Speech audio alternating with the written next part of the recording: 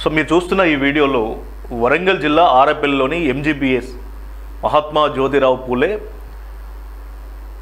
బాలికల వసతి గృహం అటు కాలేజీ మరియు తర్వాత పాఠశాల. ఇది మహబూబాబాద్ జిల్లా కొత్తగూడెం సంబంధించిన శాఖ అయితే ఇక్కడ ఆరపల్లిలో ఈ యొక్క వసతి గృహాన్ని ఏర్పాటు చేసేళ్ళు ప్రభుత్వం. ముఖ్యంగా చెప్పుకుంటే ఎప్పుడు వరదలు వచ్చినా కూడా ఇది ఎప్పుడు నీటితో నిండిపోయి ఉంటుంది. గతంలో కూడా వరదలు వచ్చినప్పుడు నీటితో నిండిపోయినప్పుడు అందరి టీవీ అటు అధికారులతోటి అక్కడ నుండి ప్రజాప్రతినిధులతో మాట్లాడితే అప్పుడు తాత్కాలిక మరమ్మతులు చేసిళ్ళు, తర్వాత శాశ్వత పరిష్కారం మేము చూపిస్తామని అప్పుడు హామీ ఇచ్చిళ్ళు. తర్వాత నిన్న గత 2 రోజుల నుంచి కురుస్తున్నటువంటి వర్ష వానలు అంటే తుఫాన్, ఏదైతే తుఫాన్ ఉందో ఆ తుఫాన్ దాటికి ఇటు వరంగల్, హనంకొండ, కాజిపేట పరిసర ప్రాంతాలన్నీ కూడా పూర్తిగా కాలనీలన్నీ జలమైపోయినాయి. ముఖ్యంగా చూస్తే ఈ యొక్క వసతి గృహం కూడా నీటితో నిండిపోయింది. లోపల ఉన్న వాళ్ళు బయటికి రాలేక, బయట ఉన్న వాళ్ళు లోపలికి పోలేక. ముఖ్యంగా ఇక్కడ ఉండేది నిరుపేద కుటుంబానికి చెందినటువంటి బాలికలు. ఈ బాలికలతో పాటు ఎవరైతే టీచర్స్ ఉన్నారో ఆ టీచర్స్ తర్వాత సిబ్బంది కూడా దానిలోనే బిక్కు అని కూడా చిక్కప్పేళ్ళు. అందరిటివి మళ్ళీ ఎప్పటిలానే వార్త ప్రసారం చేయడము, అటు అధికారులకు తర్వాత ప్రజాప్రతినిధులకు కూడా చేరవేయడం జరిగింది. మళ్ళీ వచ్చిళ్ళు వాళ్ళు సరే తాత్కాలికంగా అక్కడ మీరు చూడవచ్చు జేసీబీ తోటి ట్రాక్టర్ల మీద వాళ్ళను బయటికి తీసుకొచ్చిళ్ళు ఆ నీటిని బయటికి పంపే ప్రయత్నం చేస్తూ ఉన్నారు. అయితే దీనికి శాశ్వత పరిష్కారం అంటూ ఏమి లేదా అంటూ పలువురు అయితే ఆగ్రహం వ్యక్తం చేస్తూ ఉన్నారు.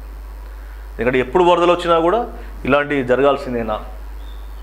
రాత్రంతా చాలా ఇబ్బంది పడే పరిస్థితి. అక్కడ దోమలు, కరెంటు సరిగ్గా ఉండదు, తర్వాత ఈ విషజ్వరాలు కూడా వచ్చే అవకాశం ఉంటుంది. సో అట్లాంటి యొక్క వసతి గృహం మరి ఎందుకు పూర్తి స్థాయిలో కూడా శాశ్వత పరిష్కారం చూపించలేకపోతున్నారు పాలకులు అనేది పలువురు అయితే ఆగ్రహం వ్యక్తం చేస్తూ ఉన్నారు. మేము కూడా అందరిటివి పక్షాన అందరిటివి తరపున కోరేది ఒకటే, ఇలాంటి జరిగినప్పుడే కాకుండా మిగతా సమయంలో వాటిపైన దృష్టి పెట్టి ఎలాంటి ఇబ్బందులు కలగకుండా జాగ్రత్తలు తీసుకుంటే చాలా మంచిగా ఉంటుంది. ఎందుకంటే ఏదైనా జరిగినప్పుడు మీకు కూడా ఇబ్బందే వర్షంలో, ఎందుకంటే జోరు వాన, చలి గాలులు, వీటిలో మీరు అక్కడికి వచ్చి చేయించడం కూడా ఇబ్బందే, అటు సిబ్బంది అయినా ఇంకెవరైనా. కాబట్టి మేము కోరేది ఒకటే, సరే ఇప్పుడు తాత్కాలికంగా చేయించిళ్ళు పూర్తి స్థాయిలో మీ పై నాయకత్వానికి కావచ్చు లేదా మీ పై అధికారులకు కావచ్చు ఈ యొక్క సమస్యను వివరించి శాశ్వత పరిష్కారం దిశగా కృషి చేయాలని అందరి టీవీ ఇటు అధికారులను తర్వాత అక్కడ స్థానిక ప్రజాప్రతినిధులను కూడా కోరుతా ఉన్నాం.